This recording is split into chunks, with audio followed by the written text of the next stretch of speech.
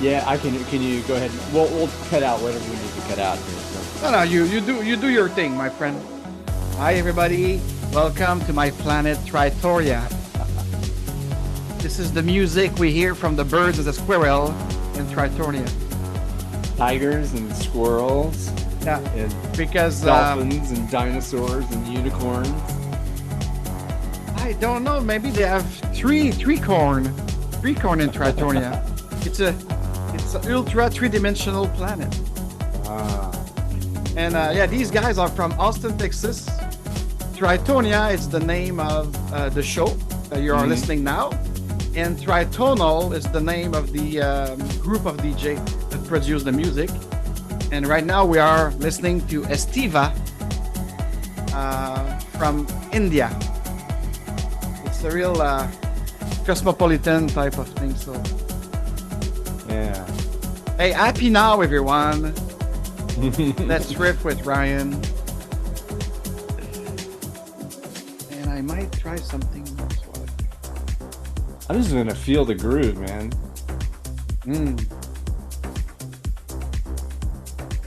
Yeah.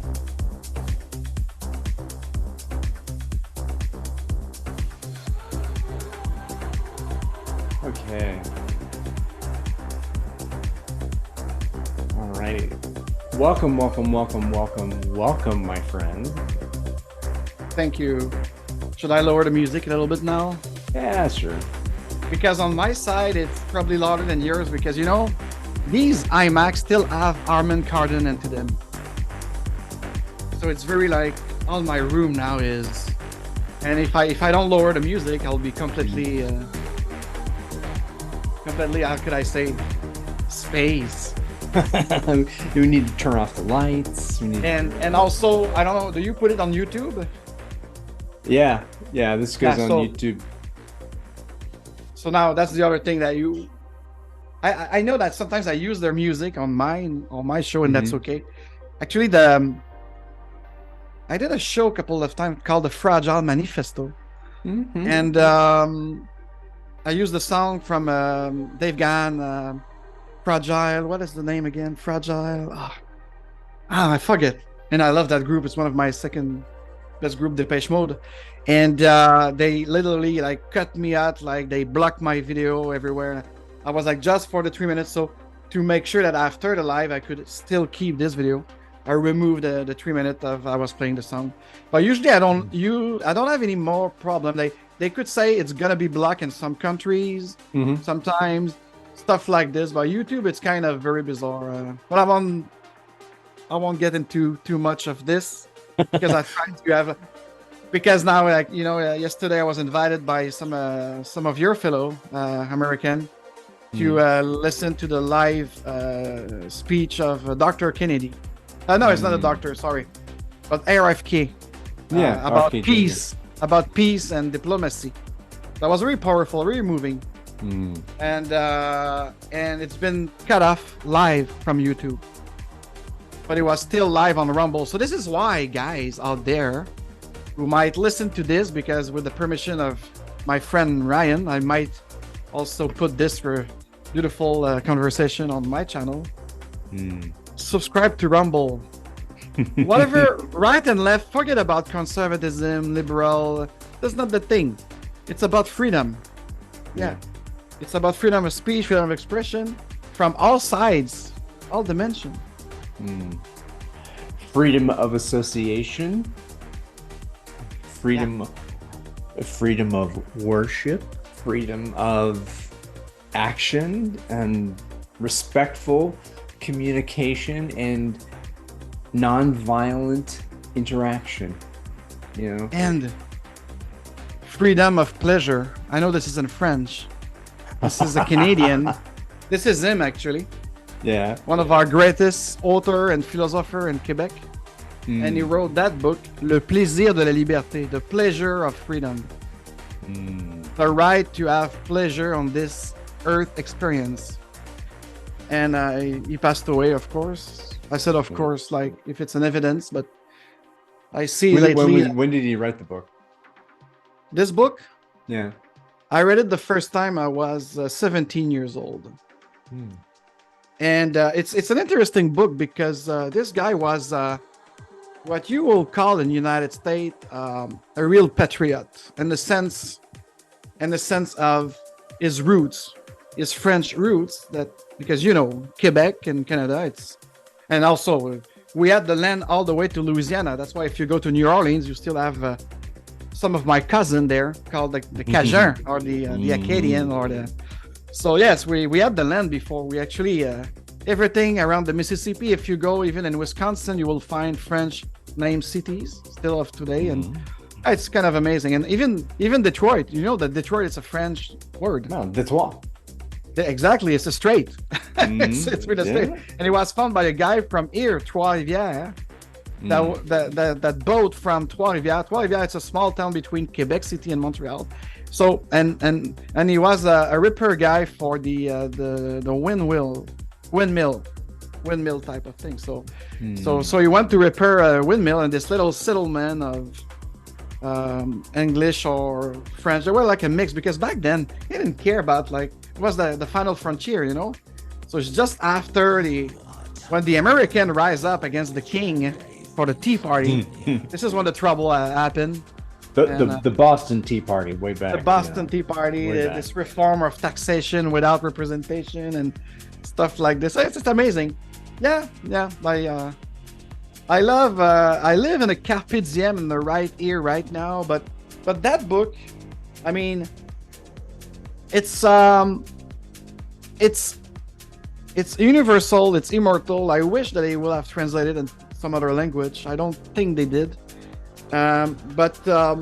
So it's a compilation of all of his conversation that he had, because he was also a radio host back in the day. And he was the founder of how could I translate it in English? The independence for the Republic of Quebec type of thing like this. So he wanted to get rid of the monarchy, and actually, like, that's a shame sometimes when American ask me, you French people up north, you make some problem and some trouble, but they don't realize that all of this movement of independence, it's based on the same principle of the American Revolution. Yeah. And actually, at some point, we missed a couple of appointments when the fresh American army after the revolution came to our rescue, and we betrayed them. The That was really sad. The Canadian, actually, because Canadian were French until the Durham report, who was from England, from London. He says, like, we had to get rid of those French leftover on the Saint Laurent River. But let's not kill them. Let's history taking care of them, because they are so mini population that will overthrow him. And especially remember, the land of New France was conquered by British about in 1760, so which is 16 years before the Independence War. So they were preparing to encircle you, with German mercenaries and everything. So, but finally, I'm glad they fell, sort of. But Canada, actually, when I see an English Canadian and American working together against my people, generally speaking, I'm not saying like everyone does that. It's just I'm always amazed, because if you look at the historical fact, the French settler that left here, stay here, has more in common with, and remember, the Americans and the French were together in their revolution, and actually the Americans were so eager and so fast that they did it before the French one. So, so anyways. So this is a very interesting topic to bring here today. So and maybe we can. I would sit here and trance out for all day. So I want to give my presence to you in there, and yeah. So we'll fade out the music. Here it is. Is it low enough? It's still on. I get to see this is me. I get distracted by the music a lot. No problem. So let's cut it off then. Here we go. So we riffed with that historical and thing. But And this is Warning. the riff too. So yes, Yeah, warning. just a little warning. It's only my perspective and my point of view of what I understood from both the real Mm-hmm. Canadian, where we're the French, and the American type of things. And so maybe I'm wrong. I don't know, because I know one thing that I don't know shit. But Well, I got some experience. we So maybe don't I could have. Well, we don't have to agree. We don't have to agree on everything. Mhm. You don't have to believe anything I say. I don't have to convince you of anything. And this is what I've started to hear from my friend Niels, is that he says that a lot. And I didn't, and as more and more I think about being with people and trying to create or build safe spaces for dangerous conversation. What does that actually Oh, mean? I like that. So if we consider that I know you, I I trust you because we've talked a lot, and we built that trust. And that if you go off and say something that I totally don't dig with, you know, I'm Mhm. gonna follow you there, and I can be with you there even if I don't agree. But I know you have a good heart, and I trust you, and Yeah. to be with each other as human beings. If what in in I'm trying to think that the best way to say it, just through good times and bad, through the storms, through all this stuff. And yeah, how do we create and build more places for people to come together and talk about what's happening in our schools, what's happening in our colleges, what's happening in our businesses, what's happening in public discourse, in our civic, what's happening in. So this idea that I don't want to talk to someone through a social media platform, right? I don't think that that's ever that creates human connection at all, ever, like through linked out. Or Facebook is the quintessential example. Fake book. Fake book, yeah. So I'm I heard the words rebellion, and I heard the words, that when you, like when you said, when you see an English Canadian and a French. I'm trying to think actually that when you see an American and an English Canadian walking together, and there's a sense of, mm, you may not, but you're saying there's a sense of that. I want to hear that. I want to hear more about that, because that's the honesty Yeah, of but Fred here. honestly, as I said, this is why I did a kind of a warning, because it's only my perspective, and I don't say I'm believing in it. Like, and it's a generalization, of course, because not all Canadians or English Canadians, what I say now, and all Americans are like this. But when I grew up here in Quebec, and for me, okay, my family is very cosmopolitan. A lot of my Mm. uncle married like Italian, Polish, so we are really mixed. We are really like open, like. It's a whole family. It's a whole French Canadian family. My grandfather on my mother's side was born in 1900, so he will have 123 years today. And I did Wow. celebrate it in January to pay homage to him. Mm. And my mom, especially my mom, she was a part of this beatnik generation, if you know that group of kind of Hmm. nihilistic Nietzschean EPs, more like realistic, and they were walking on different stage of consciousness from. Uh, Correct my English because I'm more used to it. It's Illinic kind of state of being, more materialistic, all the way up to the psychic, and then from the psychic to the pneumatic. So Mm. probably it's the same terminology in English, So the consciousness, the conscious, like, so they were crazy, and as you probably know, I don't know if I told you, but I kind of also part grew up in the Chiapas in the south of Mexico with my Mm. stepfather and her. Going there, homeschooling from, let's say, mid-December to early March or March. So uh, so I'm not the typical anything. I'm totally an atypical person for some of my education and everything. So that's why I said, like, I'm not. You cannot say I'm a real pro for Quebec independence or stuff, but decentralization or all these concept of autogestion, self-management. But in French, I love the word. In Spanish, it's autogestion. It's more than self. It's because when we use auto and French, it's mean That's that it's more broad. It's more like it's okay. and just gestion, it's management. Mm-hmm. But when we put autogestion in a one word, which will be translated most of the time by self-management, or Mm-hmm. but I see, like, because for me, that's the thing. When you speak about 3.5 language, you understand it's not a translation. There's a culture behind it. So this is why, and I'm a sucker for history. Not story, history. Mm-hmm. And just to remember all the road that we did together, or not together, unfortunately, because we could cross road and cross talk and everything. So, but I'm always amazed when I live in the United States for several years, and many places. I go often there, like maybe 4 or 5 times a year, with my client in Texas and stuff like that.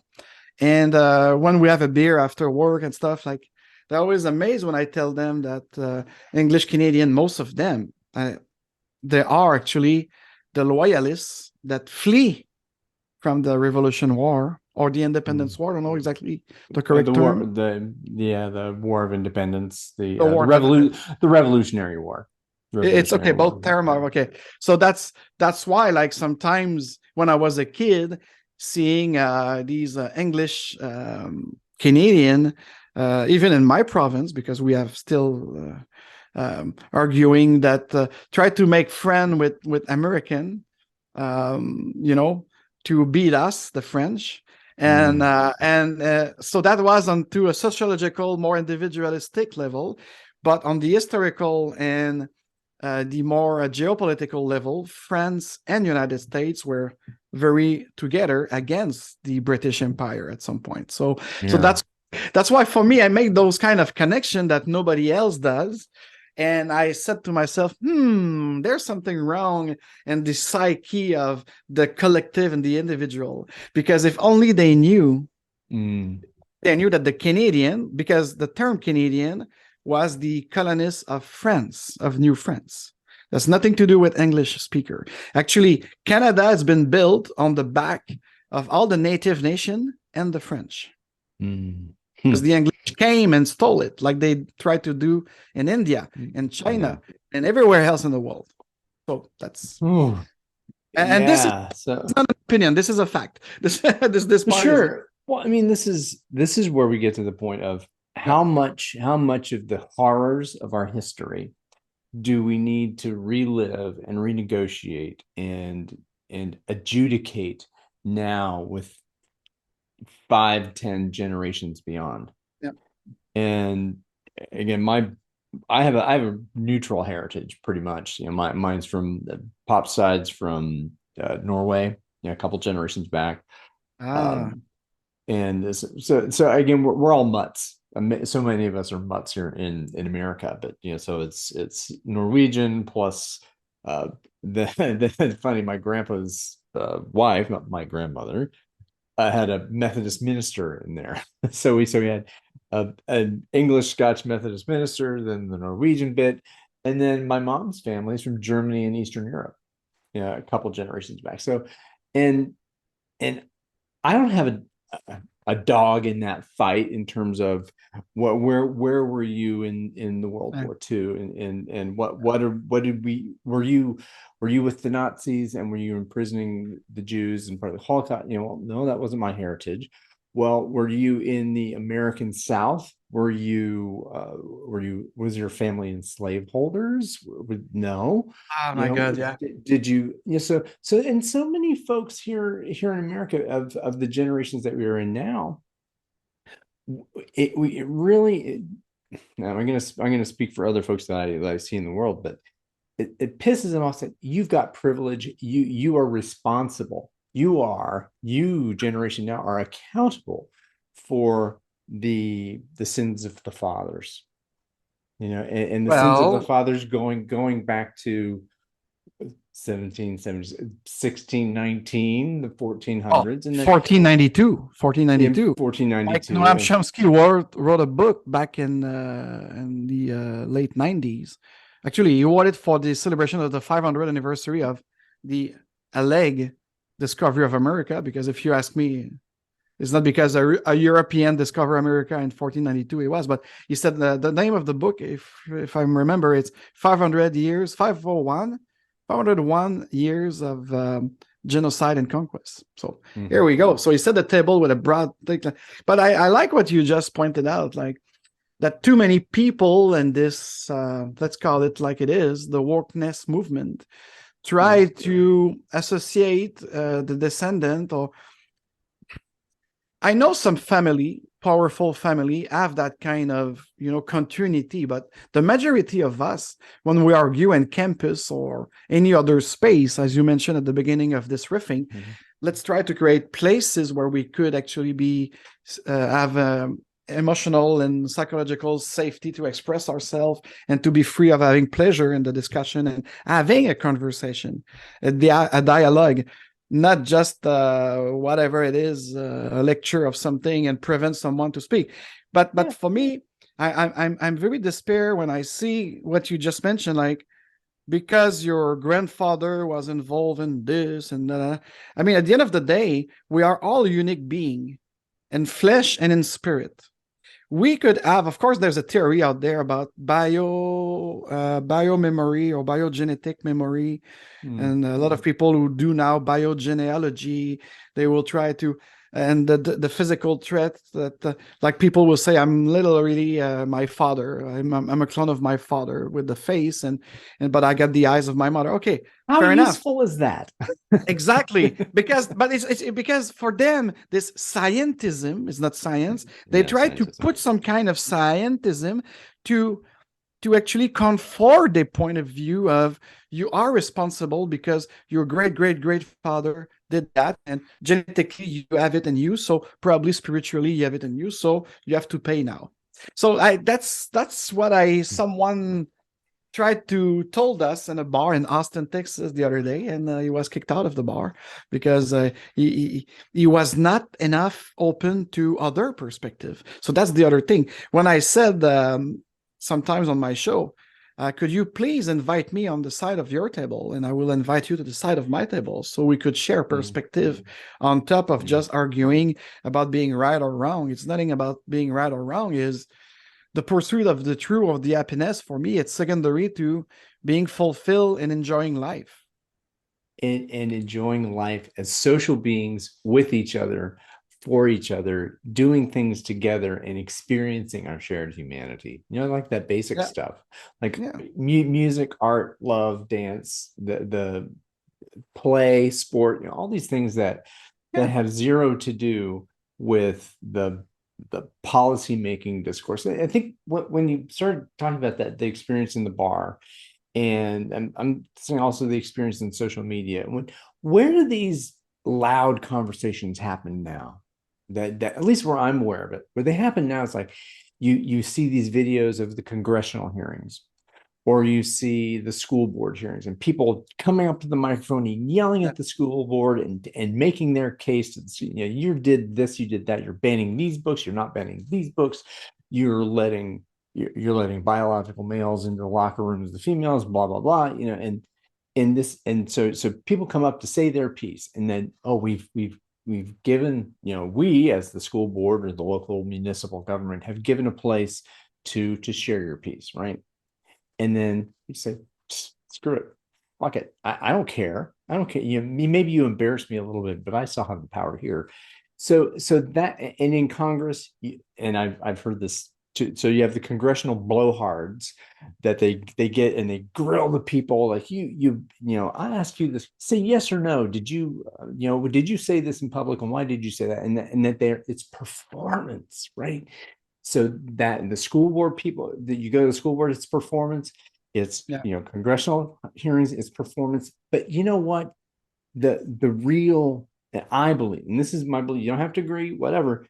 The belief is that where the value proposition for the dangerous conversations to happen in this space is far before that. It's not the performance, it's in the practice. It's in the practice and the preparation and the rehearsal. What's meant by that, and that's the music metaphor. What that means is that you and I are figuring out the song that we play together, and we have a groove together. But Mhm.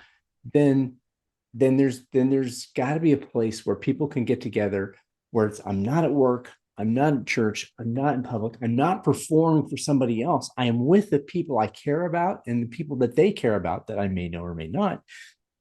That we come together and expose our biases, expose maybe some prejudices, Yeah. and expose our ignorance and be vulnerable and embrace our ignorance because none of us as one know more than all of us together. And Yeah. that as we come more together, then the conversation and we have movements around making meaningful progress for our mutual benefit.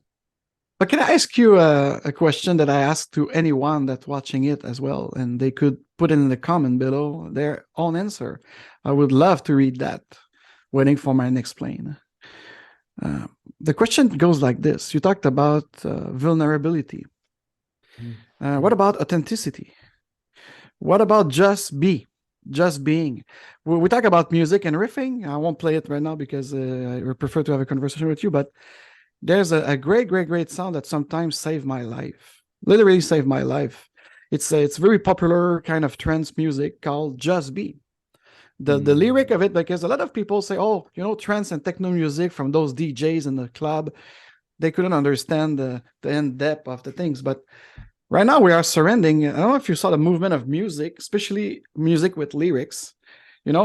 Someone did a great job of taking the 1940s, 50s, 60s, and the decaying of the word that is spoken in the song. And now we see sometimes like maybe a real fringe of them writing. They dare to write about love, peace, and something positive, or something less melancholic if they do on the romantic stuff. But the Just Be song, of course it's a trance clubbing song in the background. But are we going to get copyright if you play it? Will we get claimed? Maybe. Okay, so, but that's maybe people about. I'll send you a link, and we could put it in the description for people because and right now because the time for me to search it, I was not prepared. But that song is not my all-time favorite song, but it's certainly part of my world of something that suit me to remember me just to be. And because we are struggle about, you said about performance. And when I was pre-teen to my teenage year, I had a great friend of mine. And by the way, that's the funny thing, because one of my best friend was 34 springs older than me. He was he was not a mentor, but he was. He was not a coach, but he was. He was not my father, but he was. He was a great buddy. And by the way, even if we have 34 years difference, he was older than me. We never speak with one another and ages and whatever. He was sharing his experience for a man born in 1940. And myself and most of my friends are way older than me, and probably it's because of my grandfather was so old. I don't know. And I love but the thing is, and probably age doesn't have nothing to do about this. That's the thing. So that's why I love this relationship I had with him.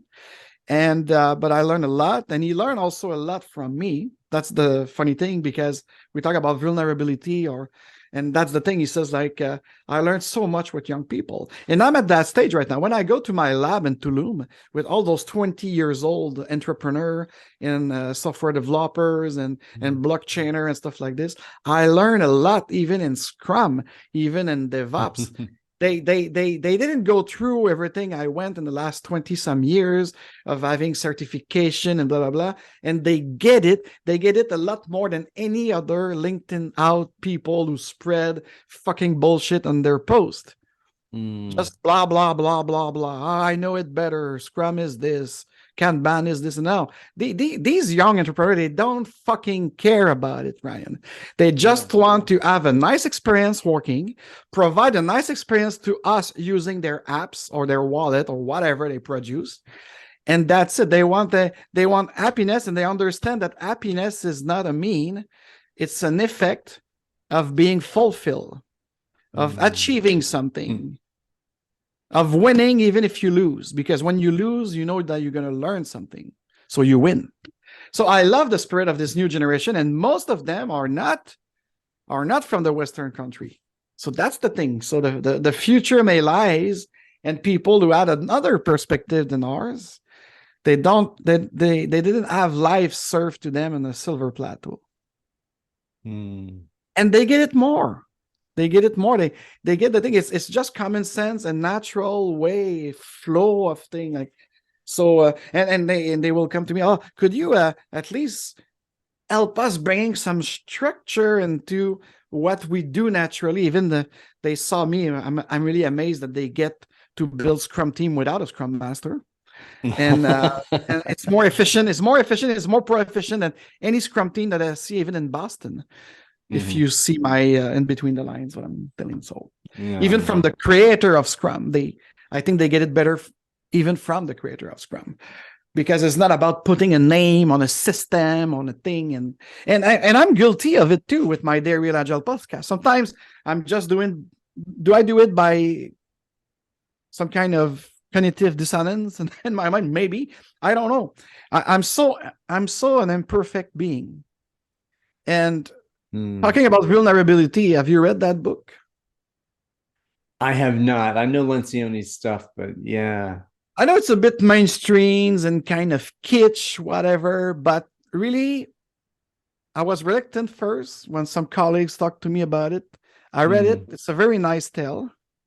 And I believe that anyone who pretend to be a consultant, a freelancer, especially, that want to consult an enterprise and change the life of those Mm. people, that's a Yeah. nice read, Yeah. because it show you that because that's something that's coming up in this Friday show with me reading Mike Beadle's statement of the agile movement is not really agile, and he explained why. And one of his 5 points, it's I don't know if you read that Medium article of Mike Beadle. Did you? I don't think I have yet. Okay, so you'll be able to have it audiobook with me now, type Yeah. of thing. And but one of his point was about that. Was about the fact that how come people from the external of our team or the exterior of our enterprise come and impose an agile transformation, and then they left after that. And they don't even want to get naked, Exactly. and So I have to come in and say that getting naked it's much more for, again, you say, for the consultants, for the freelancers, for the people who are being with the teams, with the developers.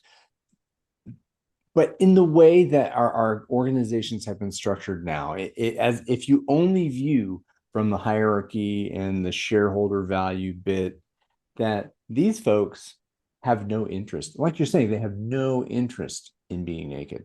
And if they did, right? And if they did, and they said, we don't know. I don't know the answers to the questions. But you know who does? We know. And we know, being we and the customers and the people who we are serving, that, and who knows more yeah, about those people out there than the people who are building products for them and delivering to them. So not just product, anything the reason anything, raison d'être of your enterprise of yeah. product or service, or who delivering something of value to somebody in the world who's willing to pay for it with their attention or dollars Yep. or euro or whatever. And so that nakedness, and if that nakedness happens at the periphery of the organization, beautiful. But if it doesn't happen up here, right, at the top, and if you believe there is a top, and if you've structured to where there's a top, then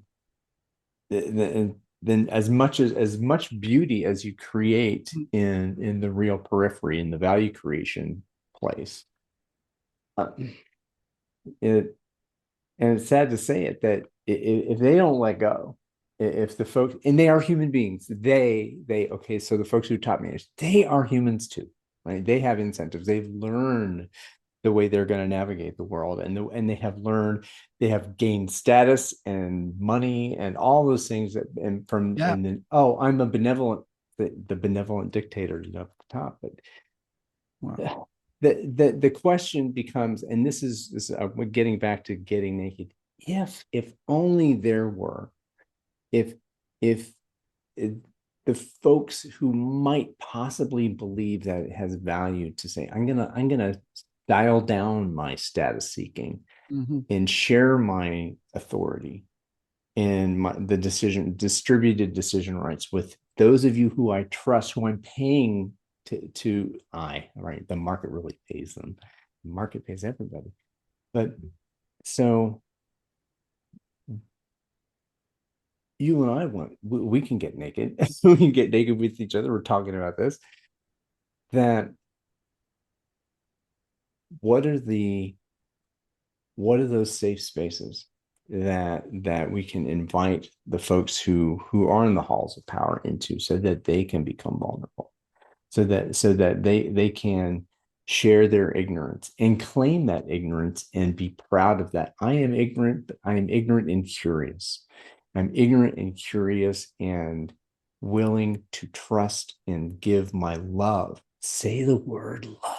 Can they say the word love? I love. Peace. Peace, love, and music, man. Yeah. It's and to have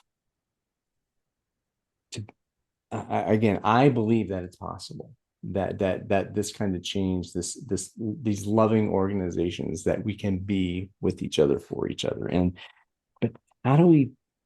Let me let me They let gotta me get be let me let me they gotta get diverge a naked little bit too. here. I Yeah, want to be diverging here. yeah. And that come to something that I need to learn. And I hope I'll be able to participate later on something about the beta stuff. And I know I've been suggested to read a nice article from Niels, and I will try to do it as soon as possible. It was longer than I thought on a Medium thing, so that's why I Yeah. didn't like do my arm. So it's on my list for sure. But I like the way the decentralization for me, the supra federation, the Mm. because the thing is, my device that I had since my high school, when I was a high school president, and we built that devices ensemble and différents, together Mm. and different, because you often, and I love it from you, like you try to bring people together in a space and everything, and it's very an amazing work that you do about it, and I think it's even above the agile movement or whatever we call ourselves these days. And for me, to try to understand this beta enterprise, or the beta organization, you have to go back to this desire of freedom, of just being, creating, jiving, flowing, and everything. And did you know that some statistic for the OECD country, which is our countries, Europe, South Korean, and Japan, the number of freelancer has multiplied in the last 30 years, like Mm-hmm. by 410%. Yeah. So it's telling you, and then of course after this crisis that we went through the last 3 years, it's even like bigger. And what I see is this is the new entrepreneur. The entrepreneur is not the one now who built a multi-billion-dollar company. No, they just want to be free, and the only thing they will have as a boss is a client, and it's something like, and it's an ephemeral type of thing. It's and I think this is because the organization, the Alpha organization, and correct me if I'm Mm. wrong, because or these organizations didn't change their structure despite the fact that they have to go through digital transformation, some kind of social or environmental transformation pushed by the VUCA of this world, and now of course the famous or unfamous and famous agile transformation, because Yeah. agile is not, it should not be transformed, it should be uh, values and principle that you will transform into patterns to help you actually make some greatness into your enterprise. This is why, and what we're speaking about today is that if someone asks me again, why does agile transformation fail? It's because that doesn't exist at the first place. It's not an agile transformation. It's a will from, as you mentioned, those top and the bottom to have a conversation together without having a union doing the middleman, or without having a consultant doing the middleman. So it's kind of, for me, the first job of a consultant, like the subtitle does it here, about shedding the 3 fears that sabotage client loyalty. So this is for a consultant. But again, why you, Ryan, as the CEO of Purple Squirrel, you will need to hire me as a consultant to bring your team to talk with you.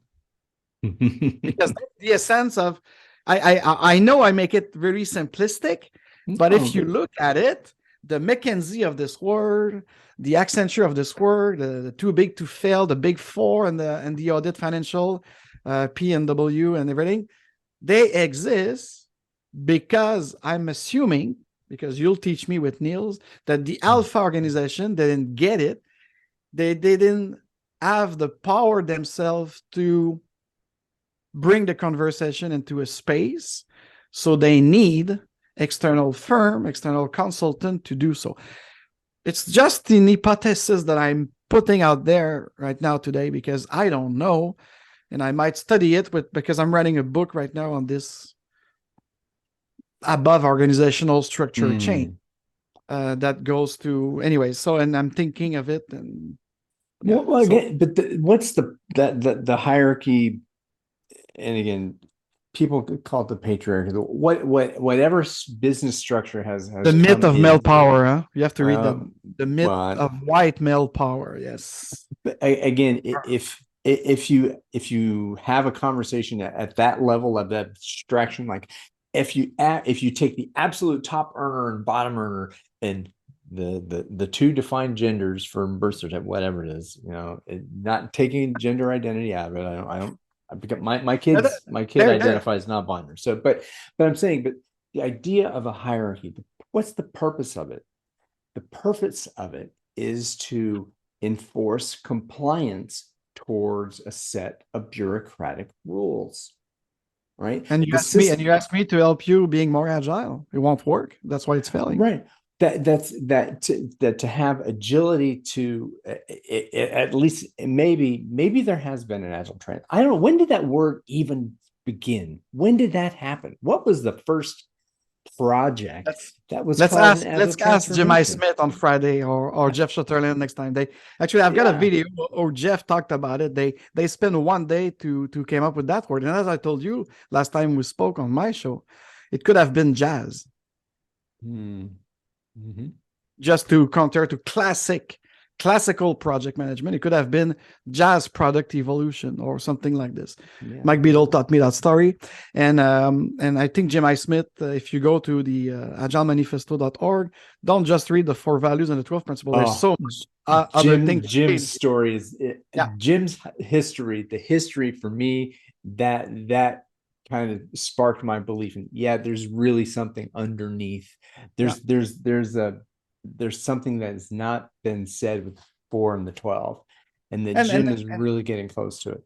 And they wanted to solve their problem of arguing and being very bad between each other. So that was also a gathering of, and there was a lot of other people who were invited. They couldn't make it because it could have been more than 17 guys.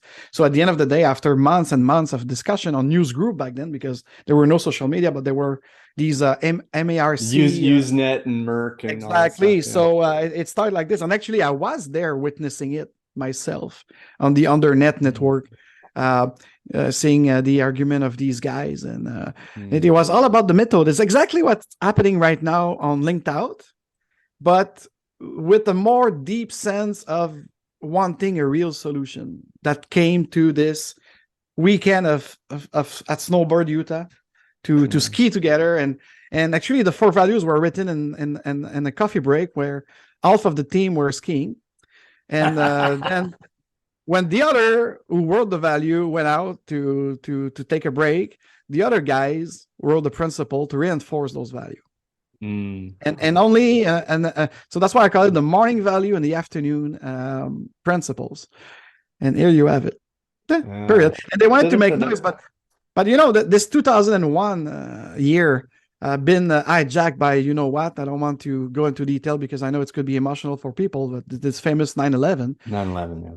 So that all the noise were into kind of silent after that. So everything that happened before 9/11, because of there, if you look at 2001 on the some kind of encyclopedia, I'm not talking about Wikipedia, but another, there were a lot of greatness. It was the first year of the millennium. Could you imagine that? So a lot of people were going out about this innovation, that, and this Agile Manifesto was actually something that they were going on because I was actually involved in Lean and Scrum since 97, 98. And so I saw this ramping up to this moment where they needed to make noise. And they did kind of noise, but it was very like secular into this group of engineer and people asking marketing team, could we have a conversation? Again, creating a space to have a conversation and together, customer collaboration over contracts. Yeah, but I mean, like, don't even go in the verse of this Bible. it's really just a common sense thing. Like, and that's why the other day, I remember one day when I facilitated one of my Scrum beer gathering of a user group. And there was that girl who is a change, how do they call it?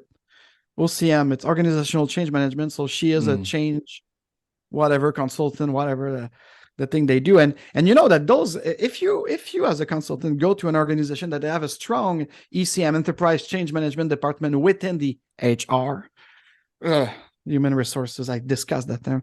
But so they will compete to your Agile consultancy or to your, because Agile, it's about bringing something in the culture foundation and the organization design. And if you take Agile away from those 17 guys who were mostly engineer and creator of development framework, software development framework, sorry. So that was the thing. But they needed, and before the Agile Manifesto, myself as a UX and CX designer, I did struggle to see the IT people bashing about the marketing people or the creative. And it was this left and right brain without the consciousness. So I said to myself, when I signed the Agile Manifesto, because I was an early adopter of this, of course, I was really in the moment back in 2001. Because in 2001, you see the poster behind me, I want to believe. Yeah. The two big positive event was this Agile Manifesto for our field of value creation and customer experience and everything. And that was also the disclosure project with Dr. Gear. And yeah, I know you said because 9/11 happened, so we kind of forget the Agile Manifesto. Because they did, I don't remember if they did a press conference, these guys. I don't think so. So that's the thing. Their lack of communication, because you had mostly left-brainer together talking Engineers. about something right-brainer. But hold on. There's a lot of people like Alistair Cockburn, Martin Fowler, he was a smart talk guy, and this guy, Mike Beadle, my daddy. They were more like that because Mike play a lot of music. So there were a lot of creators too. Don't get me wrong, but unfortunately, the paradigm behind it is, and I know an author that a lot of people don't want me to cite, but I don't care.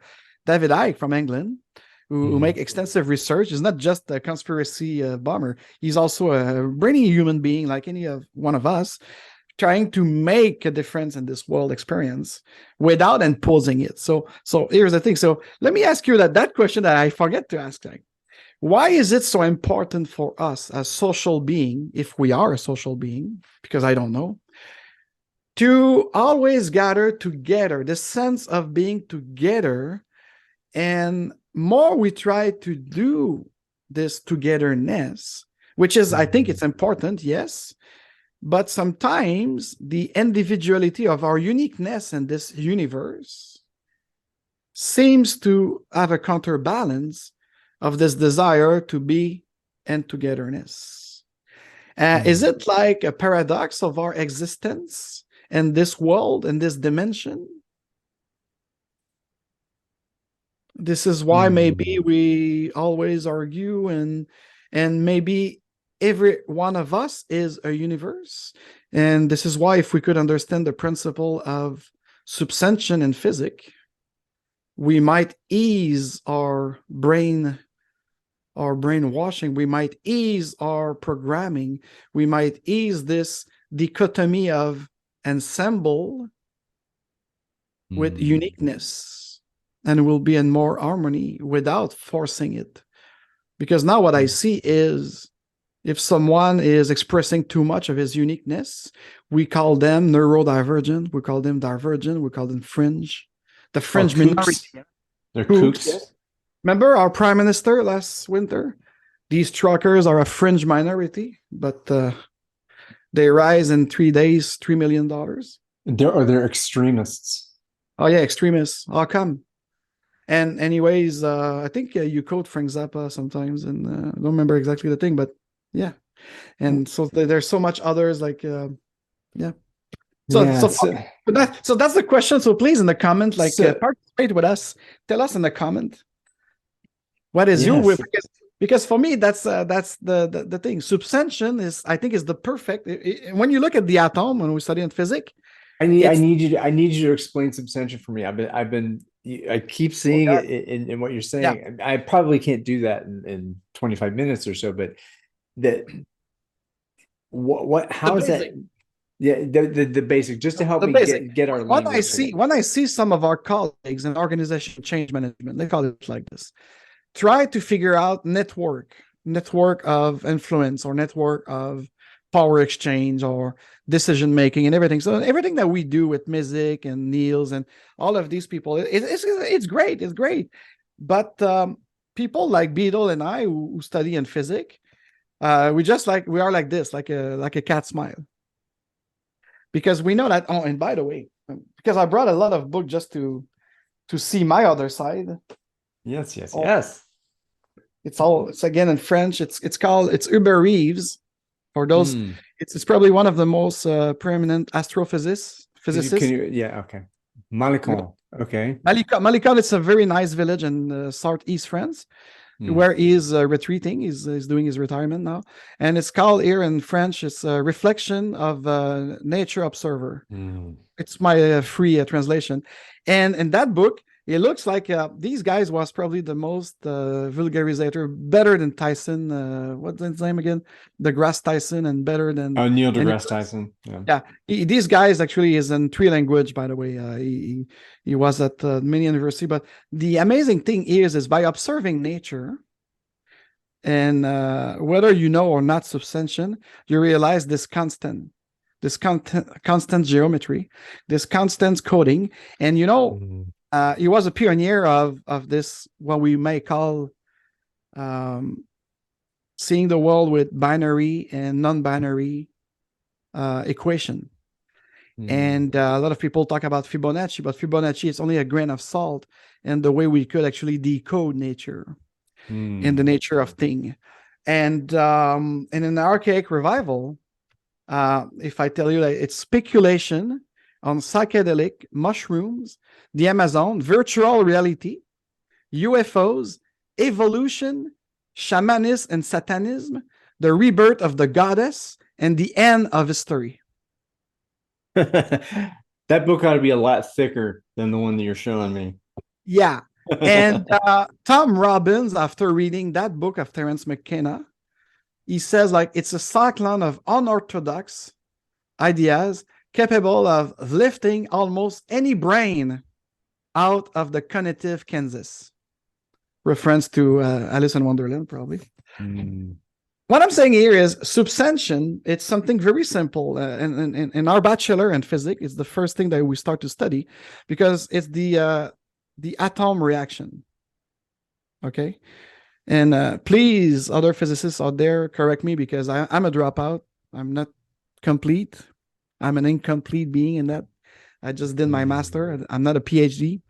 But for us, and I'm telling you the truth, the best Scrum coach, those who try to gather team together, are those with a background in chemistry or especially physics at some level. Doesn't have to be a PhD like Beetle or a master like me. But the thing is, substantiation is really like when you look the interrelation, you see, interrelation of the atom with all of the other components that, of course, after research and empirical process, we discover new element, like right now with the outer collider, we could see even smaller particle, we might have identified what we call the God particle or the big sin. So all of this, could be represented when we look at it in telescope and microscope, because that's the funny thing. It's quantum physics and cosmology coming together again with their two extremes. So like the top down, top bottom up coming together to make a change in this organization. And so that's why if you don't understand that substantiation element, which have to be empirical, because we might say substantiation is defined by this interrelation now, but if new element is discovered, you should include them and grow with it and so on. So if you apply this physics method into the human organizational structure, you will realize that what you need it's an on or non-centralized kind of organization design. You need something, and I will say in between you could like configure your communication or your interrelation of management within something between a decentralized model, I don't remember the author of these, or a distributed model.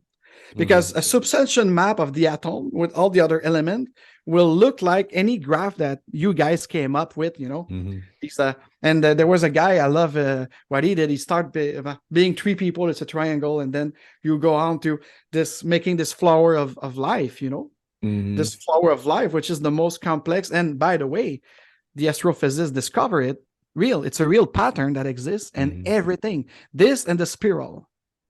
Did you know that our solar system, it's alleged not to go in circle, but in spiral?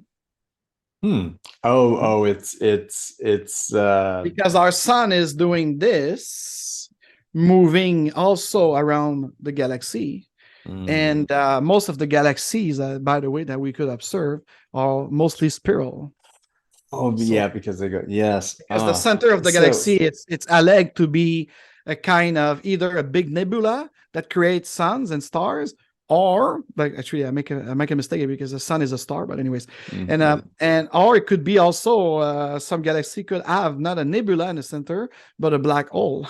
So that's why it's going around. So maybe one day our great children will be sucked up by this black hole of ours, because the Milky Way it's supposed to have a black hole instead of a nebula. So, then if again, talking about whether we are going to be around when the planet gets sucked into the black hole is a whole different thing. But so substantiation, I'm hearing some resonance with certainly with the Beta Codex around that. There is so we have the org physics idea in terms of there being a rule hierarchy, a social network, and a value creation structure, right? All those things. And what is the commonality about what are the physics of that? That to me is what in the systems thinking we're talking about, and this is Akoff and his progeny around that. Really, we're talking about the relationships. What are the relationships between the engine, and that's where. That is what deserves the observation and the intervention if you make it. In that, how do we interact together in this again? So there's physics, org physics, complexity. If I may, it's look complex, but actually it's really simple. So that's the problem. It seems that as a lazy monkey, which is the human being, or an evolutive spermatozoid, We seems to have the tendency of complicated thing that in front of us, it's very freaking simple. What do you see on that picture? I just see I see plants on water. Plants on water. So why some of us will try to define it so precisely that at the end of the day, it's probably a lettuce dropped by whatever. And I mean, Who that's again cares? perspective. It's a perspective. So I'm not saying like, and again, remember, subsension is observed also within the empirical glasses, which mean that there's okay, in physics, we learn that there's a law of nature and the law of cosmos. A lot of people don't like to talk about it because they said, oh, it's not really scientific because you say this is it. I mean, like, yeah, but at the end of the day, we observe this, what we call the Nineveh constants. The Nineveh constants is something that since the Arabic people back maybe 4,000 years, even go up to Sumerian. And this is not esoteric or occult. It's real fracking science. These guys were the father of these laws that they observe. You observe nature, you decode it, you see it, and of course, explaining it with our mind, our ilic state or our psychic state. This is where I think we start complicating the thing. But and when we go into these social or cultural thing, because remember, my master Terence McKenna says culture is the enemy of imagination, therefore it's the enemy of creativity and innovation. Because culture, it's something that will do this imposition of everything, that will put the power structure over the real power of will. So I want to make sure that there's making a distinction between societal culture. What are the institutions? Any culture, any fracking culture, the culture of a society, because culture is nothing to do with ethnicity. And I probably will shock people, but my mother raised me like this. Reading Martin Luther King make me observing it like this. There's no races. There's no race. There's only one human race. We are not a species, for God's sake. The species is Homo sapiens sapiens. Last time I checked, everyone on this planet who are human are Homo sapiens sapiens. So the pigmentation after that, or your sex or your gender, all of these divided thing to make us not together. The invention of the race was an invented concept. Right. It was an invented concept to give permission to break one of the 10 laws of God, if you believe in God or whatever, to not kill each other. So now we could kill each other because there's another race. And and if you and I could be in a spaceship that go back in time, I will be eager to see if the Homo sapien was trying to kill the sapiens sapiens that was evolving, and even the Neanderthal. And you know, if you look at your feet, you could see your genetic roots. If you were from a branch of Neanderthal, Australopithec, or Homo sapiens, because they live together. But who survive, and that subsension again, were those who were more agile. Oh. Well, and this is, I think this also leads, I forgot the conversation was the idea of survival of the fittest. And that some folks misinterpreting Darwin about that. What does fitness mean? What do we mean by fitness? Like fitness. Okay, sorry. that Homo sapiens sapiens was obviously fit for the future, right? And what was it about Homo sapiens sapiens that made it fit for the future? You know, I think he said that they were adaptable, and that they were able to move faster than the dinosaurs, or figure out that they could. Well, who knows about the dinosaurs, right? Actually, dinosaurs were more squirrel. Squirrel. About the size of a squirrel through an elephant. So I think what we're talking about is what do our interactions need to become so that we as a species, in organizations of organizations and systems of societies, what do we need to become so that we are more fit for the future that is ahead of us? Is that a question to all of us? I hope it's a question to all of us. It is absolutely. Because you and I won't solve that thing. But me, the first thing my intuition tell me to contribute and co-create to this answer with this. Could we calm our spirit? Mm-hmm. And just embrace that it's a very nice sitting of water where this gentleman, after years and years of research in atomic and stuff, just go to relax and hear the sound of the birds and the wind and stuff like this. So, a lot of people talked about yoga and meditation in our Western world. And I was speaking with one of my great partner in India. He said, you don't know shit about yoga. So it's returned to my Dare Real Agile. Why did I call it Dare Real Agile? It's because I care so much of the authenticity and the real McCoy of things. And everything, not just in Agile. And even though in Agile, I'm a kind of a bastard in that because I'm more and more, I care because I care, I dare. But at the end of the day, if the collective of us and this togetherness don't care, because part of us want to make money. That's what Martin Fowler called the Agile Industrial Complex. And it's a system created just to generate revenue using that thing. Okay. And then there's the others who just want to be right and try to create new concept and using a new organization chart. And say, okay, so be my guest. And there's other like me who just don't give a shit anymore, who just want to make our client happy and make sure that we don't sabotage the loyalty that they have with us.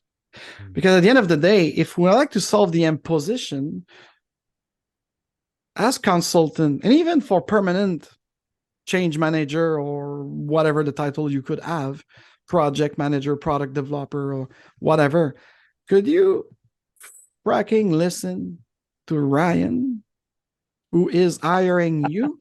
And then after, maybe if you listen to him and you show him not just empathy and compassion, but that you understand, transforming the you of the VUCA, uncertainty and ambiguity, into understanding and real agility of, because after that, of course, the consultant or any SME, the smart, what is it again, SME? Subject matter expert. Subject matter expert, yeah.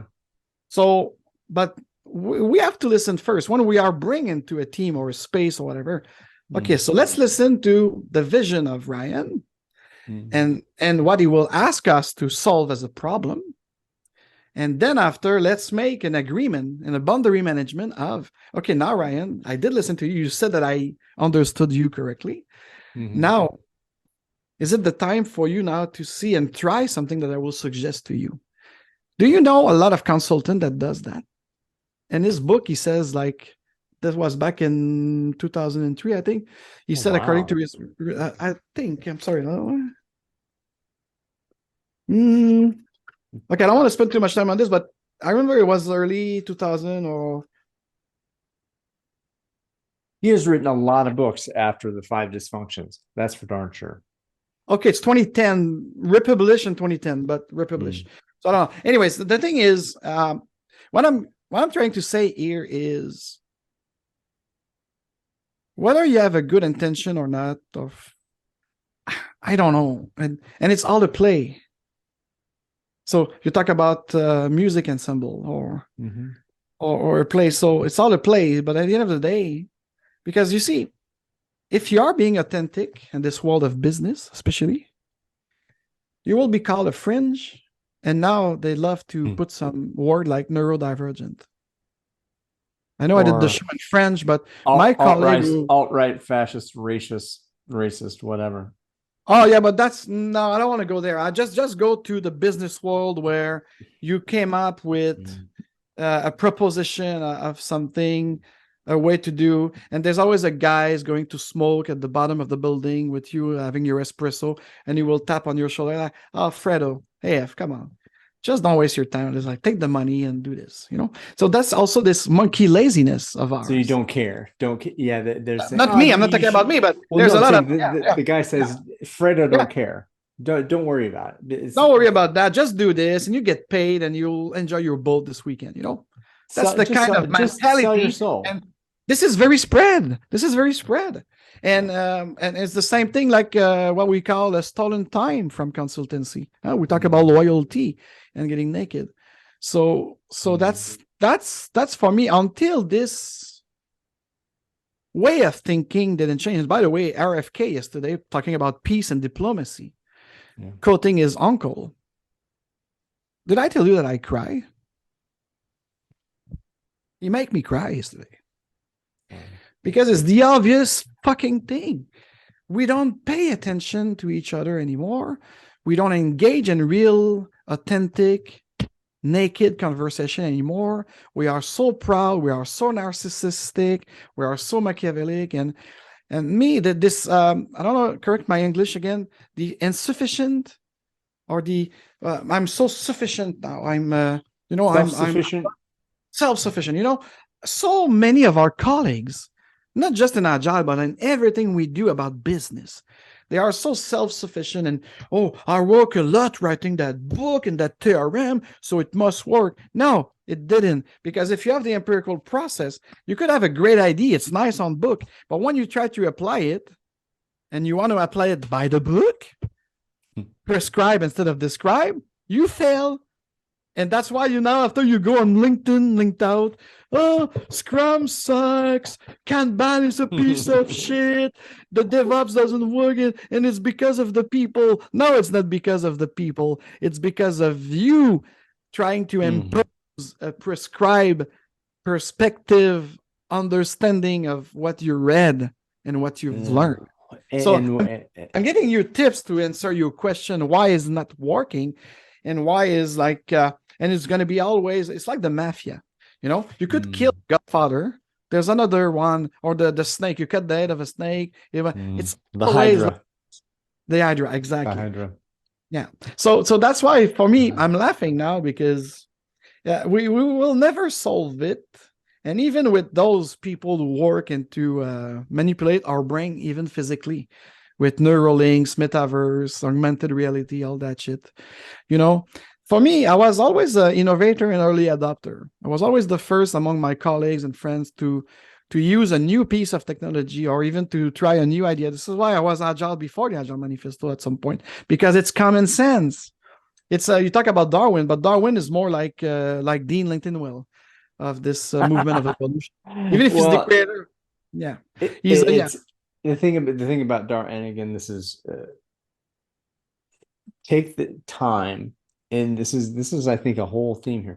If you take the time to observe and seek to understand from a point of curiosity and grace and humility, that what part of this, what's happening? What is actually happening now? How do we? And again, I kind of don't want to even say this. How do we make sense of it? But how do we seek to understand? And which sense? In which sense? And what do we see? I'm what sorry, do we I know hear? What do we feel? It could be nasty sometimes. But the idea of a human system in collective action, with each individual sovereign entity agreeing with one another on how might we move forward? What is our process to make sense of what is ahead of us? And what is being asked of us by the people we care about? The reason we're in business in the first place is to produce something of value for someone in the world, in a place in the world that we care about. And that's the whole infinite game of part of this. So. Yes, it is. It's infinite because we are in an infinite reality. But it seems that we had forget. I didn't bring that book from Graham Hancock, but we are amnesic. We forget when we incarnated. Amnesiac, yeah. And it's kind of crazy. And to do a segue of the story and the place around the world, my fiancée was from the great island of Madagascar, and the Malgache. I think in English we said the Gassi culture, not Malgache. Correct me. And the common guys, I don't know, because when you speak again multiple language, anyway. So the Gassi thing, yeah, it's they don't see there's no death for them. You don't die. That's one thing, and there's a beautiful story they call the Blue Hill story. Have you heard about the Blue Hill story of the The island Blue of Madagascar? Hill? The Blue Hill? No, I've not. Because they have a hill somewhere near Antananarivo, which is the capital of this great island, this great country. Mm-hmm. And a lot of young people they claim it's not a high mountain, but it's a hill. So, but they go there. It's blue because of one of the tree that produce something. It make it blue. And sometimes when it's their fall, for whatever fall, it's becoming purple. So you love it. And but that Blue Hill story is very mythical of their passage. So that's why I said like young girls and boy, they will go hiking, and they have a beautiful view of the valley of Antananarivo below and stuff like this. And their story that one day, and one of the ethnicity of the island, because it's a real complete mixed island. We have people from Polynesia, from India, from China and everything, and also from Africa. But they don't know exactly who were the first to set foot on this island. And that's why they have mythical type of things. And the Emenara was the dominant culture. You see, culture again, not race. That actually kind of imposes his monarchy and stuff like this before. And you know what? This part of Africa, because it's part of Africa, even if it's a big island, it's the last one who've been conquered by the European. Nobody was able to conquer it because this island with its hills, it's so abrupt. It's so like it's like putting Arizona into the middle of the Indian Ocean, and so try to conquer. So and the people were like, and this Emenara people were very like good warriors and stuff like this. So and they had the high ground. Exactly. So you have the high ground. So that's why nobody, I'm telling you, nobody except the French in 1896, really late in this colonization, 1896, because the queen of the Emenara fall in love with the architect that was building his castle, her castle. So anyway, short story short, the Blue Hill story, it's about claiming it, being at the top and seeing this light, this light from the sun that probably brought the Emenara on the island. And try to then evolve. But because you're not anymore in this light and sky, and you have darkness because the earth, and they were saying the island was turning around the sun, by the way. It was not the earth, because for them it was only the island, right? Back in the, and so that mythology tell us, so when we incarnate, and by the way, when they die, they become this Lemurian chimpanzee or type of being. So that's why they have a most respect for this, because when they see a Lemurian, they say these are our ancestors, because this is why they go before maybe going back to the light of this Blue Hill. So and it's I have to. I know I'm crazy with my story. What is crazy about riffing and agility? No, but this is very. I think this is very a curious place for us to land today. And then when we pick up, who knows where we'll pick up again, either on your show or here. But what can we learn from the Blue Hills of Madagascar that informs us about how we might be into the future? And I think one of those, the idea that it took a long time to impose, colonial rule over Madagascar. Again, I haven't heard the story, but what I'm thinking to learn about that is that how do you say no? That it's important. It's important to resist. It's important to question, and it's important to have space for that. And again, this is not the Madagascar. I don't know the Gaussian. No, but that's okay. I mean, I tell it because there's many myths and stories that it's about us incarnating and transforming all the way physically, but we forget this light that we are part. So that was the that's why I brought it up after what you were saying, and to as you said, to land. Because we have a time concept. It's a movement in space, by the way. Time doesn't exist. It's the fourth dimension illusion to prevent us to be in the fifth dimension. And this is not goosey boofy esotericism. We've learned it in our bachelor and master in physics. Time doesn't exist, guy. It's the fourth dimension that you were looking Mm. for. So whenever you watch this, it will be now for you, and as it is Yeah. now for us. And you want to play us out with a little trance music to risk getting us copyright claimed. To complete it, to conclude it. Yeah, Like so how about this? So for those of you in the world beyond this space that we are in, thank you for the precious gift of your time and attention. And to you, Fredo Alexandre, um, in Lakesh. in Lakesh Alaken. Okay. And I came up, I am being disturbed on this, and that's to be a topic of another discussion or a private discussion. Because some of my Mayan friend came up with something that it's a lie. So I've been living in a lie of in Lakesh for maybe 30 years now. Okay. It was so That's to be the continued. key to be continued. You see, even something that it was very strong for me. It's not a salutation. That's what they told me. Be careful. It's not a Mm, salutation, and it's not the mm. namaste of the Sanskrit. It's our thing, but they. So I have to get more explanation from my master in the Yucatan, and I'll come back to you. But Well, yeah, I will release from that. As I have no, no, borrowed no. it from That's you. okay. Let's come. He told me like, no worry, Fredo. You could still do it with your closest spirit. That's what he called, and you are one of my closest spirit, my friend. Even if we didn't meet in flesh and blood yet, but I Yes. mean, I thank you so much for being part of my journey, and that could be the sense of in Lakesh you want to teach me. It's a thank you also. So, but Alaken. Okay.